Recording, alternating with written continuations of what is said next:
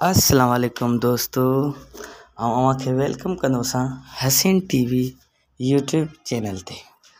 जी दोस्तों, अव्हां लाइ ॾुख वारी वीडियो खणी आयो आहियां। असांजे सिंध जो मशहूरु फ़नकार शहरयार अली जी अचानक बीमार थी पियो आहे। जी दोस्तों, तव्हांखे आउं ॿुधाईंदो हलां त असांजे सिंध जो मशहूरु फ़नकार शहरयार अली जी अचानक तबियत ख़राब थी पई आहे।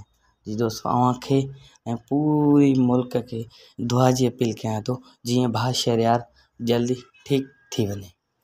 जी दोस्तों, अव्हांखे उमेद कयां थो ही वीडियो असांजी पसंदि आई हूंदी।